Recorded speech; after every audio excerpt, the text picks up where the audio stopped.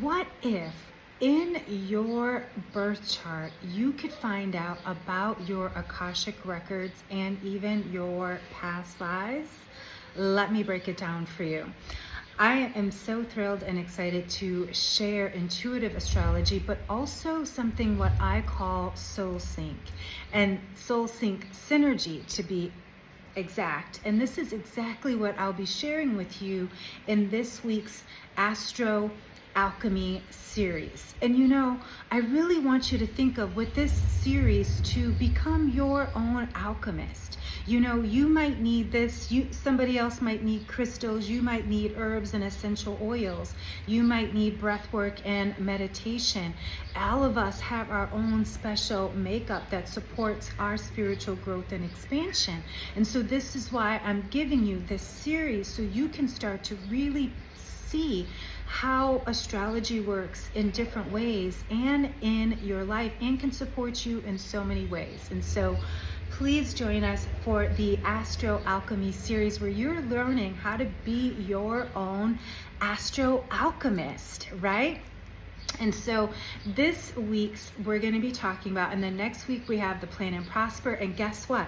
I'll be doing the Astro Pause over. There was so much interest, so I will be hosting another encore version of the Astro Pause. And so with the SoulSync Synergy, I want you to not only look at your past lives, but also the Akashic Records, because I believe we all have our own library. If you think about it, how many different chapters have you lived? How many different stories have you had to close? How many different parts of you have had to be reinvented and, you know, and also released, right? So many of us. And so we have these libraries. And then we also have our past lives, those remembrances, those, you know, deja vu moments, those past life recollections, those things that we abhor, and those things we're so drawn to we can't figure out why. All of that is actually in your birth chart. And in the Astro Alchemy, in the Soul Sync session, I will be sharing with you exactly what you need to look at so you can start paying attention to the signs and symbols that are coming to you and through you, your astrology. And so that is what the Soul Sync is. It is allowing you to see who you were in this present moment so that can propel you forward. Because most of us realize that there's this part of us that wants to reconnect to the part of us that was so good, which is why so many of us, you know, there's so many millions of women who have the witch wound. And so in this lifetime, they're using crystals and tarot and coming out of their witch closet, right? Also the healers, right?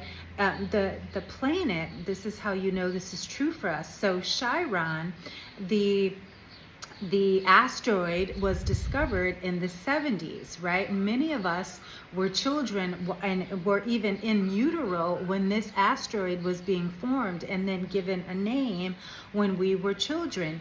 And it is Chiron, the wounded healer, right? So we came through with this karmic imprint. Like our parents had asteroids and different planet discoveries, you know, during their time.